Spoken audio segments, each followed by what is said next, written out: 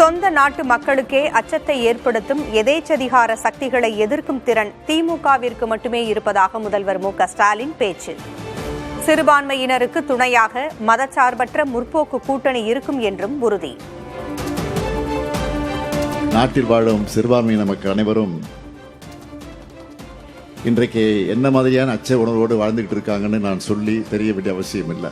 இந்த நாட்டினுடைய குடிமக்களுக்கே அச்சத்தை வர வைக்கக்கூடிய எதேச்சதிகார சக்திகள் எதிர்க்கிற திறனும் கோரிக்கைகளும் அந்த உணர்வும் திராவிட முன்னேற்ற கழகத்திற்கு தான் இருக்கு.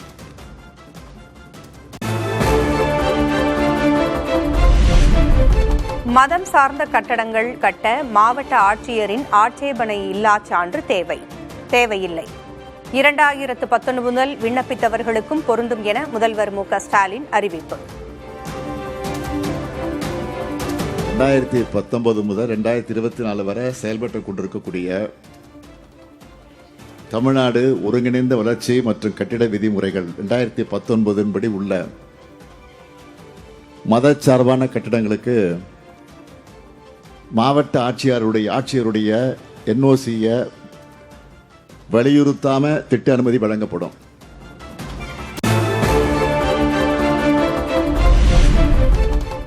சட்டமன்ற தேர்தலை ஒட்டி பரப்புரை பயணத்தை மீண்டும் தொடங்கும் எடப்பாடி பழனிசாமி வரும் 28ஆம் தேதி முதல் 30ஆம் தேதி வரை தேர்தல் பரப்புரை மேற்கொள்வார் என அதிமுக தலைமை அறிவிப்பு.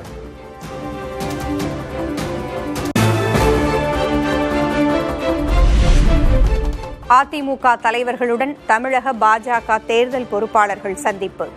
தொகுதி பங்கீடு, கூட்டணி நிலவரம் தொடர்பாக முதற்கட்ட பேச்சுவார்த்தையில் முன்னேற்றம் ஏற்பட்டதாக தகவல்.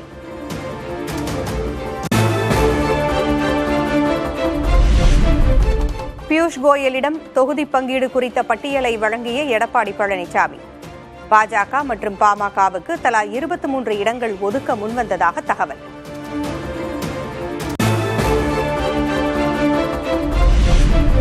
தினகரன், பன்னீர்செல்வம் ஆகியோரை கூட்டணியில் சேர்க்க எடப்பாடி பழனிசாமி சம்மதம்.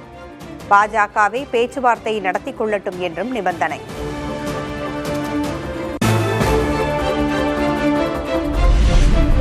பழனிசாமி தலைமையில் தமிழ்நாட்டில் NDA கூட்டணி அமோக வெற்றி பெறும். ஊழல் மிகுந்த திமுக ஆட்சியை தோற்கடிப்போம் என பாஜக தேர்தல் பொறுப்பாளர் பியூஷ் கோயல் பேட்டி.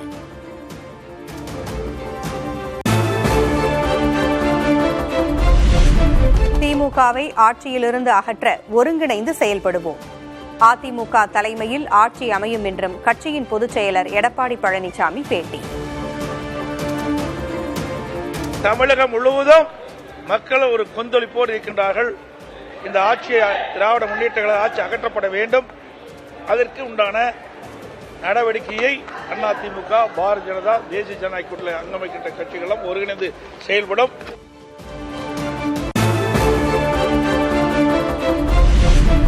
பாஜக மையக்குழு கூட்டத்தில் விஜய் குறித்து பேசவில்லை என நயினார் நாகேந்திரன் விளக்கம்.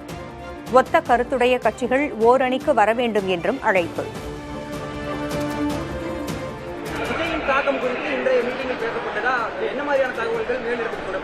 இல்ல, விஜய் பத்தி எதுவும் பேசணும்.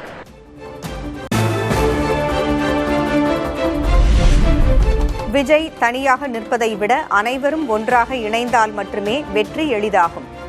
பாஜக மூத்த தலைவர் தமிழிசை சவுந்தரராஜன் கருத்து. நாங்க மறுபடியும் விஜய் கிட்ட சொல்ற ஒரே ஒரு பாயிண்ட் தான், நீங்க தனியா நிக்கிறத விட எல்லாரும் இணைஞ்சு நின்னோம்னா வெற்றி இன்னும் சுலபமா இருக்கும். அது விஜய்க்கும் பொருந்தும்ன்றதான் எனது கருத்து.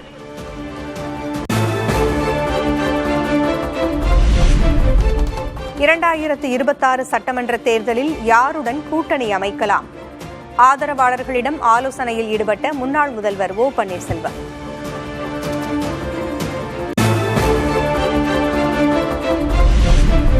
வரும் சட்டமன்ற தேர்தலில் எடப்பாடி பழனிசாமிக்கு தக்க பாடம் புகட்ட வேண்டும்.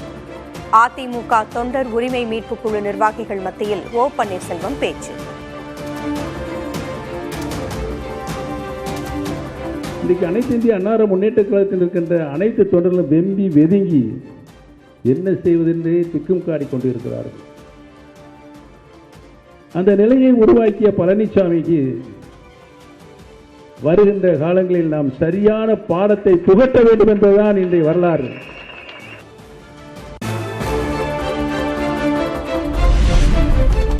பழனிசாமி இருக்கும் அணியில் சேரக்கூடாது என வைத்திலிங்கம், குன்னம் ராமச்சந்திரன் வலியுறுத்தல்.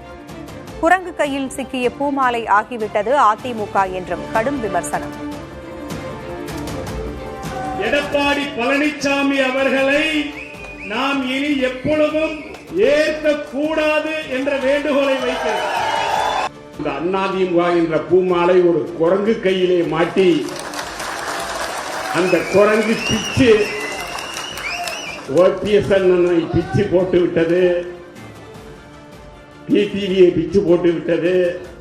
ஏகப்பட்டவர்களை கட்சியிலிருந்து எல்லோரும் வெறுத்து ஒதுங்குகின்ற அளவிற்கு இந்த குரங்கு இன்றைக்கு அதிமுகவை வழிநடத்தி கொண்டிருக்கிறது.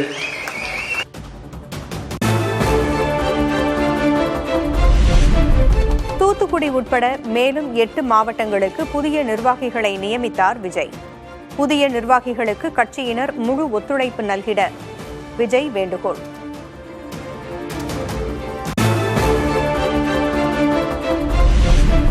சென்னை பனையூரில் தாவேகா தலைவர் விஜயின் காரை அக்கட்சியின் நிர்வாகி அஜிதா முற்றுகையிட்டதால் பரபரப்பு. தூத்துக்குடி மாவட்ட செயலர் பதவி கிடைக்காத அதிருப்தியில் முற்றுகை என தகவல்.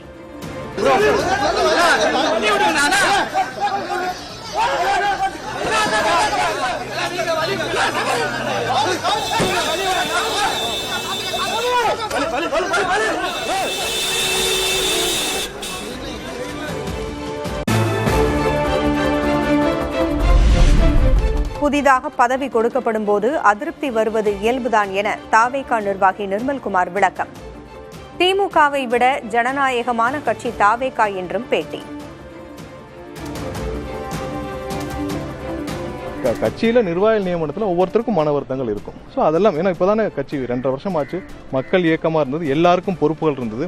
ஸோ எல்லாம் ஒரே ஏஜ் குரூப்பில் இருக்காங்க. ஸோ அவங்களுக்கான ஒரு கட்சியில் பொறுப்புகள் வழங்கும் பொழுது சின்ன சின்ன அலைன்மெண்ட் இஷ்யூ இருக்க தான் செய்யும்.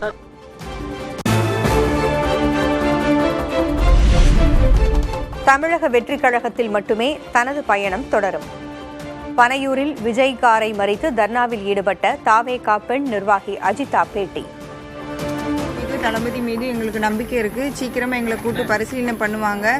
என்னைக்குமே எங்களுடைய பயணம் தமிழக வெற்றி கழகத்தில் தளபதியாருக்கு மட்டுமே எங்களோட பயணம் தொடரும்.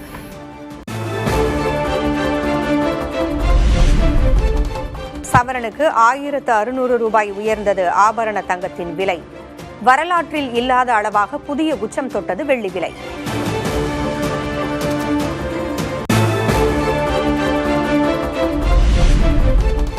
யூடியூப் தளத்தில் 1.5 கோடி சந்தாதாரர்களை எட்டியது புதிய தலைமுறை செய்தி சேனல். தென்னிந்தியாவிலேயே 1.5 கோடி சந்தாதாரர்களை எட்டிய முதல் செய்தி சேனல் என்ற சாதனையை படைத்தது.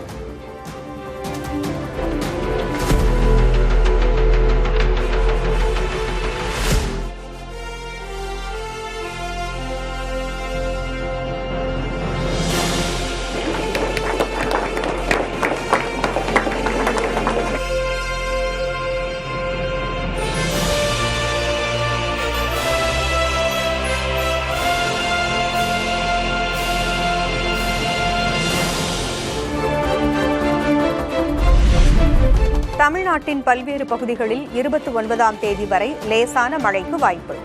27ஆம் தேதி வரை அதிகாலையில் பனிமூட்டம் காணப்படும் என வானிலை மையம் கணிப்பு.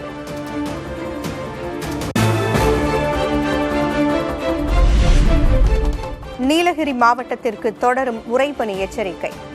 தமிழகத்தில் குறைந்தபட்ச வெப்பநிலை 4 டிகிரி செல்சியஸ் வரை குறையக்கூடும் என வானிலை மையம் கணிப்பு.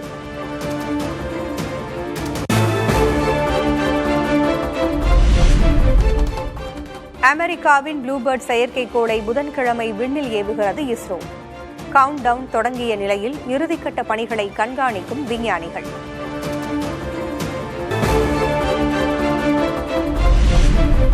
பதினேழு ஆண்டுகளுக்கு பிறகு நாடு திரும்பினார் வங்கதேச முன்னாள் பிரதமர் கலிதா ஜியாவின் மகன். அடுத்த ஆண்டு தேர்தல் நடக்கும் சூழலில் தாரிக் ரஹ்மானின் வருகையால் வங்கதேச அரசியலில் பரபரப்பு.